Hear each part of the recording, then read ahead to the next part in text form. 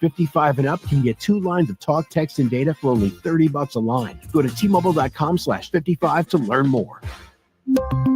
With 24 monthly bill credits and 2 new lines with autopay for well-qualified customers, plus taxes, fees, and $35 per line connection charge. Credits end and balance due if you pay off early or cancel. Contact us, plus $5 per line without autopay. Debit or bank account required. 45% off 2 lines versus AT&T Starter and Verizon Welcome. Plan benefits vary. See details at T-Mobile.com. Motorola Edge requires 68-watt charger. Charger sold separately. Actual performance will vary based on usage and configuration.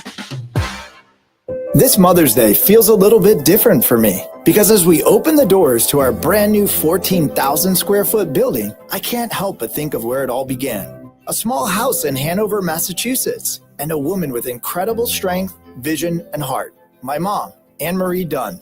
She helped build J.R. Dunn Jewelers in 1969 with my dad, and she somehow found the time to be a great mom while showing our team what it means to lead with integrity, kindness, and good old-fashioned service. So this Mother's Day, as we celebrate the grand opening of South Florida's largest jewelry showroom, I'm also celebrating her and all the moms who make dreams possible, quietly, powerfully, and with love. Whether you're honoring your mom, your wife, or the mother of your children, come see us at J.R. Dunn Jewelers. One family, one new beginning, and one unforgettable Mother's Day. J.R.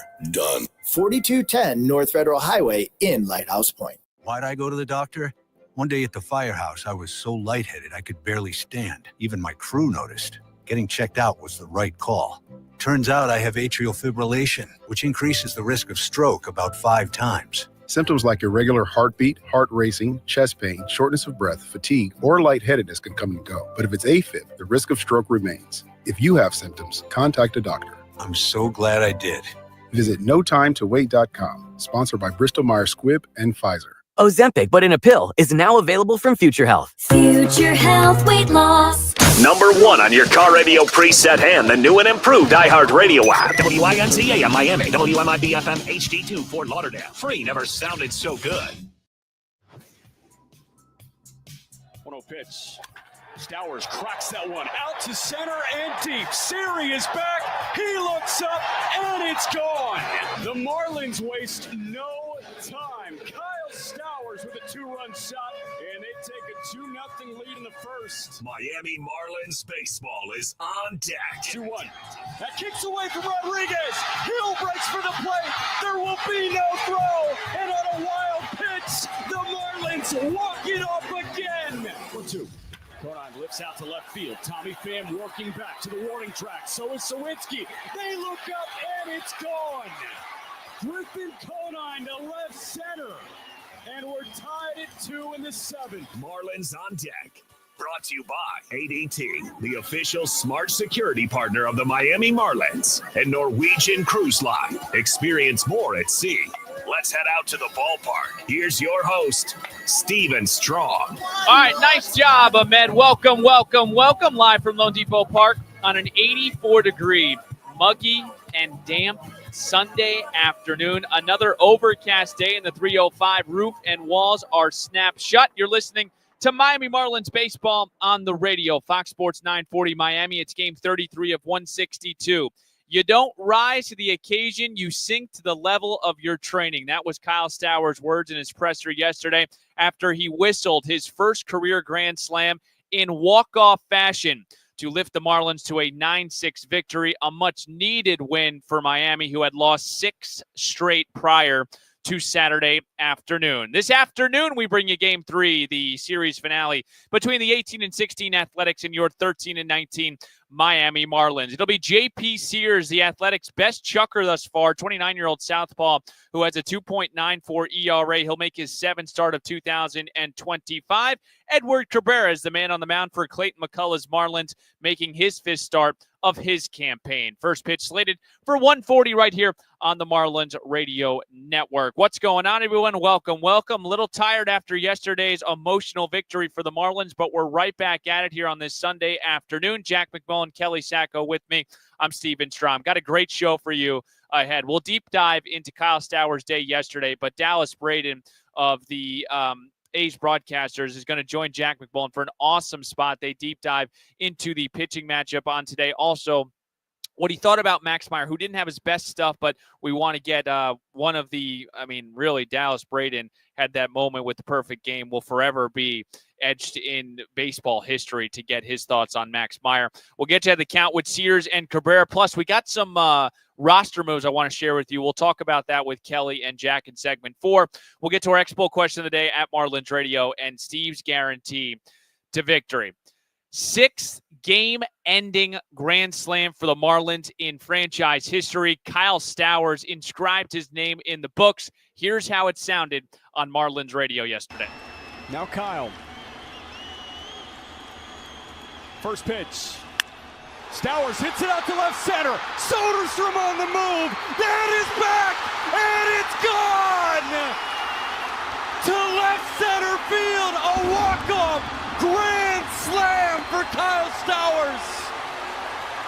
And off the Reaper, the Marlins come back and win it.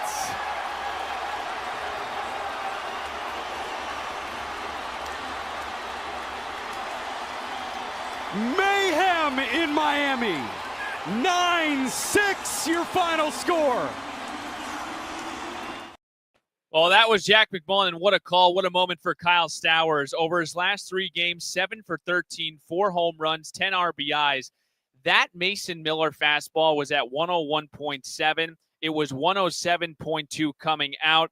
And Kyle Stowers now, that was his second multi-home run game in the past 3 games. He has been absolutely on fire. Let's listen to Stowers last night. Unbelievable. Unbelievable. When X got to 3-0, I was like, hey, he's going to walk him. And the thought that was going through my head is you don't rise to the occasion. You sink to the level of your preparation. I train high velocity in the cage. It's stuff I work on, and I just trust in my training. Yeah, that's pretty special. It's a lot of fun, man. I'm just having fun. Keep saying that, playing very, very clear right now. And, I'm going to enjoy this one for a little bit. And fun thing about baseball is we're back at it tomorrow. So you just have to be so happy for someone in Kyle Stowers, who was traded from Baltimore last year, really struggled in the second half, and really with the first couple months with the Miami Marlins, had a slow spring. And what we have seen from him, we've talked about it with the coaching staff. They were bullish about Kyle Stowers, and he has come on the scene, not only been the best player on this Marlins team from an offensive standpoint, he's made strides defensively. Jack and I talked about it a couple of weeks ago. Maybe not metrically like phenomenal out in the outfield, but it's been all about his first step. He's becoming a complete player and possibly a cornerstone player for a franchise that is looking for that guy. Kyle Stowers, early, I said it, I tweeted it yesterday, is an early all-star candidate for the Miami Marlins. Don't move an inch. Coming up next, Dallas Braden chats with Jack McMullen to get the lowdown on JP Sears and his reaction to Max Meyer. Marlins looking to win back-to-back home series. 1:40 first pitch series finale. Marlins Athletics on the Marlins Radio Network. Upgrade. I think they're sick. I like the colors. Like I just said, the teals, I think that's Miami baseball. That's Marlins baseball. The pink's a nice little touch. That logo, this logo, I think that might be the best one that we've had in maybe ever, in my opinion. So I wish we would use it more. And I wish we'd bring back the teal full time, but beggars can't be choosers. But it's overall really cool. I love it. Yeah, I think the colors are cool. The design, the meaningful design behind the music scene in Miami is a pretty cool touch. I feel like they're not too different from our normal uniforms, but they have just enough flair to draw a crowd, hopefully, and feel cool wearing them. I like them. I'm a big fan of highlighter colors. I love the bright blue and the bright pink. That's what I got for you. You guys are the first team in Major League history to have an area code donned on your cap. What do you think about that? It's a unique touch, I think. Everyone knows Miami is the 305, Pitbull, the music industry, which is what the jerseys are pretty much themed from, and the history behind the Marlins organization, the 2 World Championships. It's cool, and there's so many different things to do in Miami. There's so many different people. It's a community that brings everybody together, and I think that's what the jersey is really about. I love it. I think that's kind of synonymous with what people think of when they hear Miami. Pitbull really did a good job. We said the same thing. Yeah. I think everyone knows what the 305 is, so I think it's a cool hat. If you had to take any fashion advice from your teammates, who would be the guy you'd take some fashion advice from? Yeah, probably Probably Connor Norby. Yeah, I'd say more of like the reverse of what he does. Don't do that. Thanks for the time. Line ships registry the Bahamas and USA. Restrictions apply. Back here on a Sunday afternoon from Lone Depot Park. This is Marlins on deck. What a win it was for Miami yesterday. Kyle Stowers, a walk-off grand slam, the first grand slam of his career, and the last Marlin to do it since Giancarlo Stanton. Kelly Sacco, Jack McMullen with me as well. They'll join me in a couple of minutes. They also have your call at 1:40. So we got an opportunity, Jack and I did, and Jack did the interview with Dallas Braden on May 9th, 2010, which is kind of crazy because in 5 days, this anniversary is going to come up. Dallas Braden, who does analyst work for the Athletics, pitched the 19th perfect game in MLB history against the Tampa Bay Rays in Oakland. It's ironic because the anniversary is coming up, and we got a chance to chat with him and pick his brain, honestly, before we did the on-air spot about all things pitching with Dallas Braden, who just has an excellent mind, excellent feel for the game.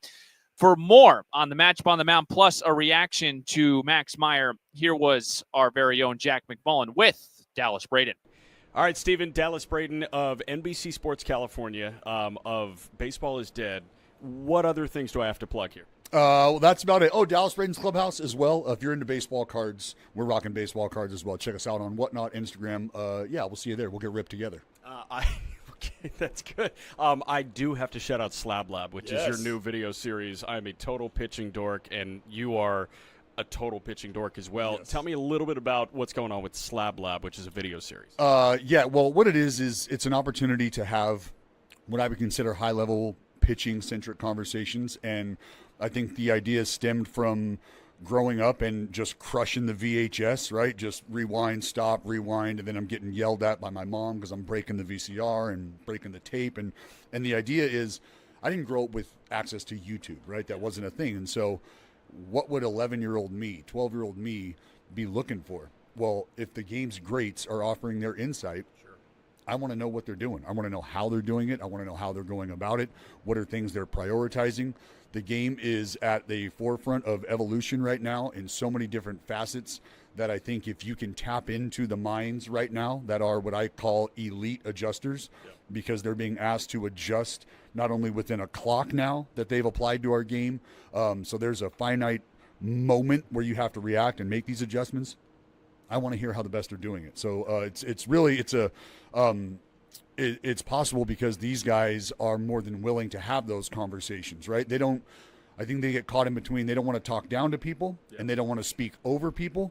And so I think when they get comfortable and they realize that they can have these kinds of conversations, like, openly and freely, you really start to peel back the layers of the levels of intelligence and just how deep they go into what they're doing out there. Yeah, and Dallas Braden does a heck of a job translating it into common English. We see one of the better young arms in the National League in Max Meyer on Miami's side every fifth day. I know it wasn't Max's best start, the home run. He kind of ran into that homer bug. But what did you see from Max? What have you seen from him previously leading into that start yesterday? Well, look, we saw some 5s and 7s as far as velocity goes, right? And I think just when you talk about a guy, and we were kind of talking about it, the fact that he is making the adjustments and is growing in the way that he's growing in terms of increasing the strikeout rate, the idea of, look, I need to keep guys on the ground. What can I do? I can introduce different pitches, right?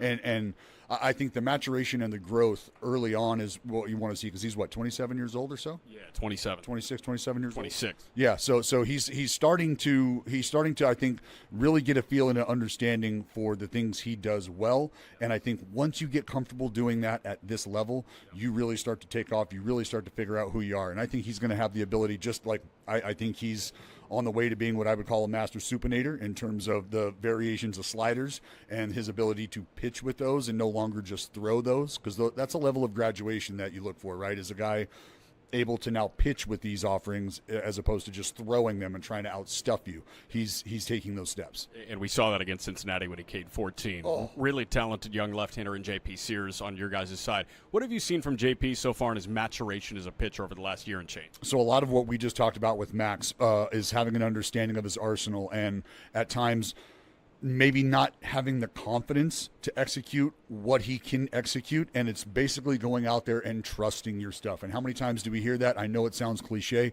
but the idea is you're in the bullpen, you're chipping away at whether it's different sequences or it's the ability to, mix things up and understand how to move your triangle, if you will. And what that means is just trying to throw different pitches in different spots, and we're talking about shapes and movement and pitch perception. But he's understood all of that, and I think having a guy like Luis Severino come in, because you want to talk about a pro's pro, but he's helped alleviate a lot of the pressure that I think JP may have felt trying to be the elder statesman of a rotation when he's still just trying to learn himself. So having a great understanding of the adjustments he's made, sinkers down, changeup. The slider is on a string right now. He's manipulating it like a puppet master. So he's been a lot of fun to watch for me as a lefty. Dallas Braden, last one for you. Non-A's, non-Marlins. Who are your favorite pitchers to watch in baseball right now? Oh man, well I'm a huge. I mean, these are a lot of Slab Lab guys, but there's a reason why I went out and tried to talk to these guys. I love Cole Reagans from Kansas City. I love Scooble. Zach Gallen is a dude who, when you talk about a guy who might not have some of the overpowering stuff, but just has an incredible idea of how he goes about it.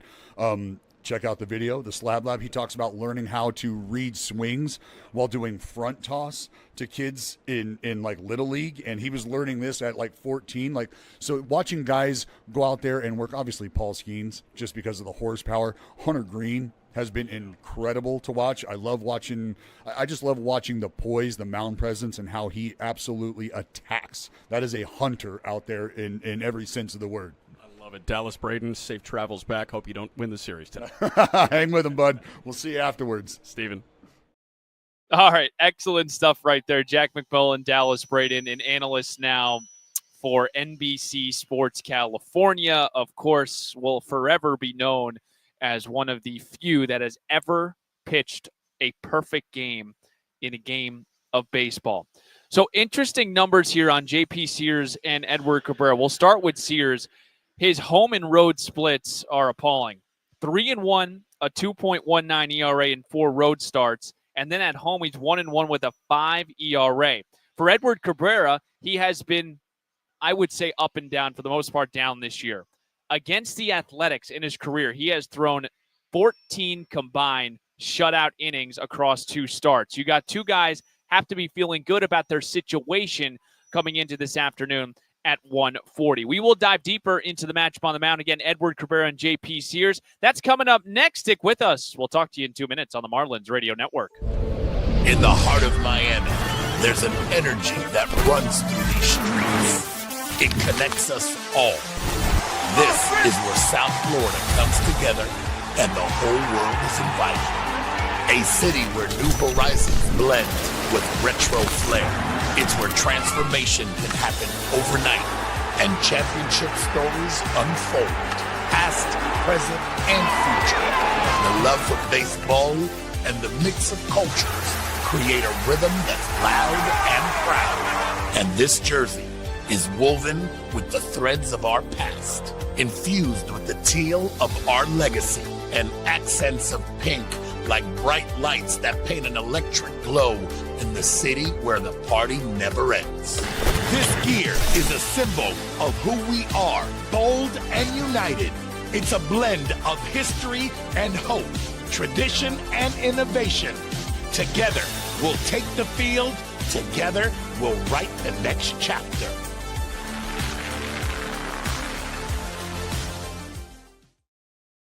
Pitcher Anthony Banda. Now a southpaw Dreyer, his 0-1 pitch. That one is slashed up the gut and throw for a base hit. Dane stays hot. He plates Xavier Edwards from third base, and it's an RBI single. Fish on the board right away. 1-0 in the top of the first. 5-5 ball game, top of the 10th. Pitch on the way. Line drive, that's a base hit. Sanchez delivers. It's a gapper. He's rounding first. He'll get at least 2. It's kicked around in center field. Sanchez is going to try for third. Here's the relay, and it's not going to get there in time. Sanchez over to third base with an RBI hit, and the Marlins have the lead in the 10th. Prices may be higher in Alaska, Hawaii, and California and via third-party delivery. Fresh beef available in the contiguous U.S., Alaska, and Canada. Hey, this is Nick Fortes, and you're listening to Marlins on Deck with Steven Strom on the Marlins Radio Network. Well, how timely, Nick Fortes. He's back in the lineup tonight, returned from a rehab and reinstatement from a 10-day IL stint. He was placed on the IL back on April 10th with a left oblique strain. Again, he is back. He will catch Edward Cabrera today and back in the lineup. And the Marlins will carry 3 catchers. We will discuss that later in the next segment with Kelly Sacco and Jack McMullen. Hi, I'm Steven Strom. Thanks for hanging out with us on a Sunday afternoon. The Marlins are looking to win this series against the Athletics. Just a phenomenal win yesterday. Kyle Stowers, multi-home run game, first career grand slam, walked off Mason Miller. Marlins beat the Athletics 9-6 yesterday. Let's get you ahead of the count. We will start here with J.P. Sears. John Patrick Sears, I love that name. 29-year-old southpaw from South Carolina will make his 7th start of 2025. He's had an interesting journey. He was drafted by the Mariners in 2017, then traded to the New York Yankees. He debuted for the Yanks on April 13th. Then he was part of that trade for Frankie Montas to Oakland on August 1st of 2022. And, man, he has been really consistent and solid and reliable for this Athletic franchise. Back-to-back seasons with 30-plus starts. This year, he's poised, and he was poised for a breakout year in 2025. He's done so far. 4-2, a 2.94 ERA, 33 and 2/3 innings pitched. He last started on Monday in Texas, allowed 1 run on 5 hits over 5 2/3, 7 punch-outs. His first 5 innings were shutout. He has not given up more than 3 runs in any of his outing this year. He doesn't walk a lot of guys. He has a 4.3% walk rate. MLB average is 8.4, and opponents are hitting just 231 against J.P. Sears. And we talked about the road and home splits. He's been dominant on the road this season. Let me get you the exact numbers. On the road, a 2.19 ERA with a 3-1 record. Edward Cabrera hopes to steer the ship in the right direction as far as the starting pitchers are concerned for Miami. The Marlins have allowed 6+ runs in 7 consecutive games. That is one shy of the franchise record back in 2005. 27-year-old right-hander will make his 5th start of the year. He's 0-1 with a 7.23 ERA, 18 2/3 innings pitched. He did pitch on Monday in Los Angeles at Chavez Ravine, allowed 5 runs on 9 hits, 3 walks over 4 innings. He's looking to complete 6 innings for the first time this year. He will today. That's Steve's guarantee. Look at me spoiling this. Still wait for segment 5. 2 career starts against the Athletics, 2-0, 14 innings pitched combined, 6 total hits, 17 punch-outs, and 4 walks. So he has had really good numbers against the Athletics. Coming up next, Kelly Sacco, Jack McMullen. They preview Game 3 series finale, plus some Kyle Stowers talk. You just can't get enough of Stowie right here on the Marlins Radio Network. I think they're sick. I like the colors. Like I just said, the teals, I think that's Miami baseball. That's Marlins baseball. The pink's a nice little touch. That logo, this logo, I think that might be the best one that we've had in maybe ever, in my opinion. So I wish we would use it more. And I wish we'd bring back the teal full time, but beggars can't be choosers, but it's overall really cool. I love it. Yeah, I think the colors are cool. The design, the meaningful design behind the music scene in Miami is a pretty cool touch. I feel like they're not too different from our normal uniforms, but they have just enough flair to draw a crowd, hopefully, and feel cool wearing them. I like them. I'm a big fan of highlighter colors. I love the bright blue and the bright pink. That's what I got for you. You guys are the first team in Major League history to have an area code donned on your cap. What do you think about that?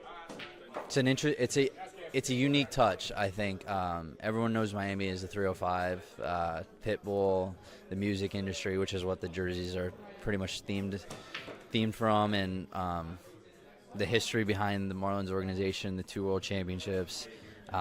It's cool, and there's so many different things to do in Miami. There's so many different people.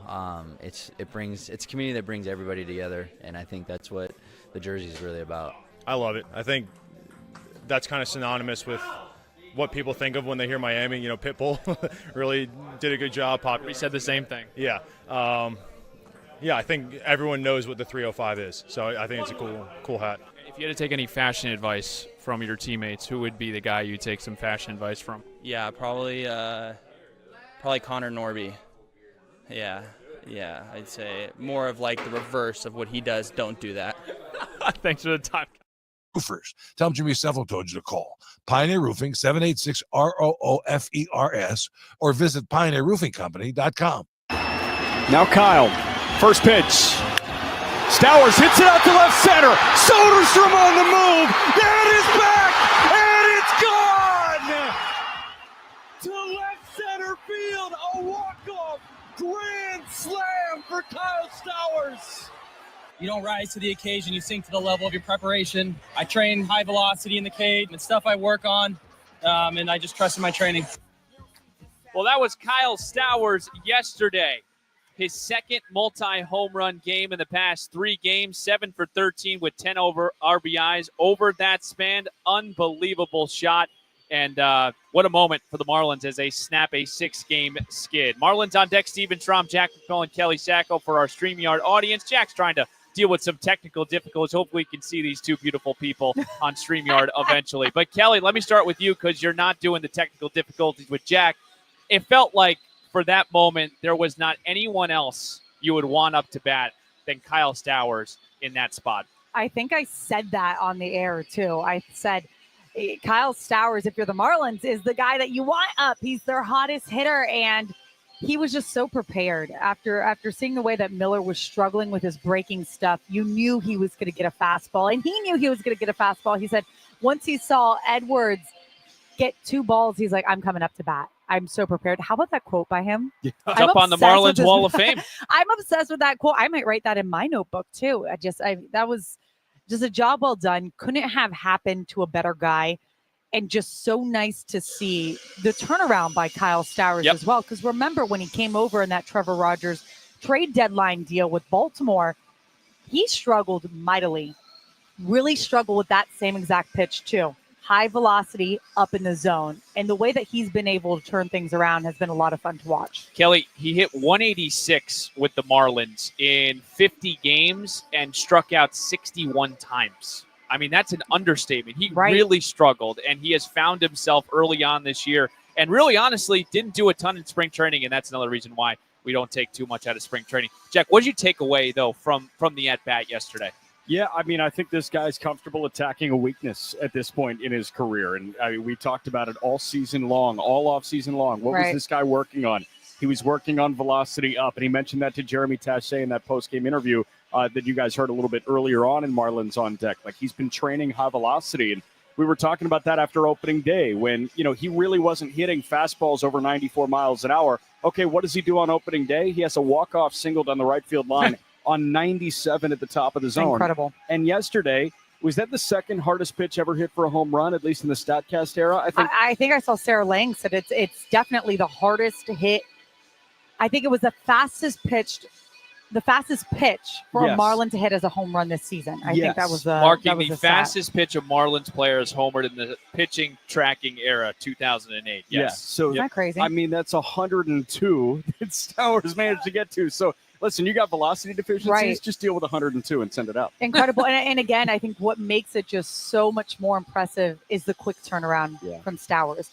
The exact spot, the exact pitch that he struggled so much with all of last season. Now all of a sudden is finding so much success with to start this year. Well, hopefully the Marlins can carry over some momentum from the roster standpoint. Nick Fortes is back. He rehabbed and has now been reinstated. He was placed on the IL on April 10th with that left oblique strain. He'll start here tonight, and the Marlins now are going to carry 3 catchers. I wrote this down. The Cleveland Guardians did it in 2023. The Milwaukee Brewers did it most recently with Gary Sanchez, William Contreras, and Eric House in 2024 last year. What do you at least take away from the Marlins carrying? Probably a little, these are first-class problems maybe with the 3 catchers. You want to go first? I'll try first because I'm trying to think about what Cleveland did. That was a young catcher in Bo Naylor who they didn't want catching every single day. Austin Hedges, kind of that clubhouse guy that could catch once a week. Right. So, okay, I think about what happened in Milwaukee last year, too. William Contreras, star. Gary Sanchez, good hitter. Kind of our version of the Augustin Ramirez where defensively there's some sacrifice. Is that too strong? I think that's being mean to Augustine. Okay, fair. I think Gary's a good hitter, and I'll just kind of leave it at good hitter. Are we having tech issues again? No, That's okay. You're good. We're good on the radio here. But, no, what I will say is, like, you always almost have a guy that is a veteran, kind of that backup type that is comfortable just plugging and playing once or twice a week. And that's probably the Nick Fortes plan of attack, right? You have a guy that is defensively minded, that's probably, where his bread is buttered. I see Liam Hicks doing that. And then you have a guy that can just flat out mash, and that's Agustin Ramirez at this point. I think if two of them look the exact same, we might be looking at a different type of roster construction. Right. But they're very different catchers. What I'm going to find interesting to monitor as this continues, as long as they carry the three catchers, it's going to be a couple of things. One, how they continue to find the work for Ramirez, because that is something that has been stated. They would like to find some time for him to work on his defense. That's an area of his game where he needs to continue to grow. And then also how they're going to handle things with Sandy Alcantara. Will he have the personal catcher of a Nick Fortes? So those are two things that I'm keeping an eye on. Nick Fortes, again, is back in the lineup. He will bat seventh and catch Edward Cabrera this afternoon. Kelly, Jack, thank you very much. Those two have your call at 1:40. We'll break your Expo question if you listen in segment 3. I kind of botched Steve's guarantee, so if you heard it, stick with us. If you don't, still stick with us on the Marlins Radio Network. ADT is the official smart security partner of the Miami. In the heart of Miami, there's an energy that runs through these streets. It connects us all. This is where South Florida comes together and the whole world is invited. A city where new horizons blend with retro flair. It's where transformation can happen overnight and championship stories unfold, past, present, and future. The love for baseball and the mix of cultures create a rhythm that's loud and proud. And this jersey is woven with the threads of our past, infused with the teal of our legacy and accents of pink like bright lights that paint an electric glow in the city where the party never ends. This gear is a symbol of who we are, bold and united. It's a blend of history and hope, tradition and innovation. Together, we'll take the field. Together, we'll write the next chapter.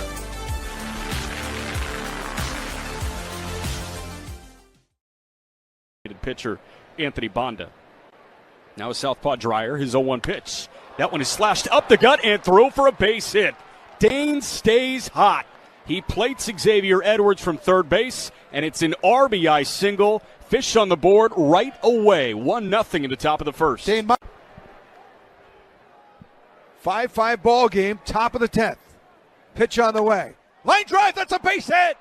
Sanchez delivers. It's a gapper. He's rounding first. He'll get at least 2. It's kicked around in center field. Sanchez is going to try for third. Here's the relay, and it's not going to get there in time. Sanchez over to third base with an RBI hit, and the Marlins have the lead in the 10th.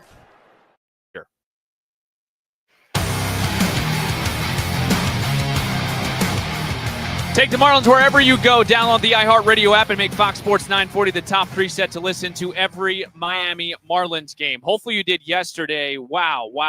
Kyle Stowers' first career grand slam as the Marlins walked off the Athletics yesterday 9-6. They snapped a 6-game skid. And now an opportunity to take 2 out of 3 with Edward Cabrera on the mound going opposite J.P. Sears. Well, if you're listening on 95, it is absolutely raining cats and dogs. So thanks for hanging out with us. If you're at home, wherever you may be listening, thanks for making us a part of your weekend. Stephen Traum, Jack McMullen, and Kelly Sacco, those two have your call in 9 minutes. So I'm going to get the heck off the air and let these two talk. Expo question of today at Marlins Radio. Before Kyle Stowers, who was the last Marlin to hit a walk-off grand slam? Make sure to vote at Marlins Radio. It's time for Steve's Spoiled Guarantee. Batter up. Let's play some ball. First pitch is moments away. Time now for Steve's Guarantees. Kind of feels like it's the time where Edward Cabrera throws 6 shutout. I'm not going to go and make the guarantee 6 shutout. That's a lot to ask for Cabby. I'm going to say quality start. I like Cabrera to go 6 innings, less than 3 runs. We talked about his career against the Athletics.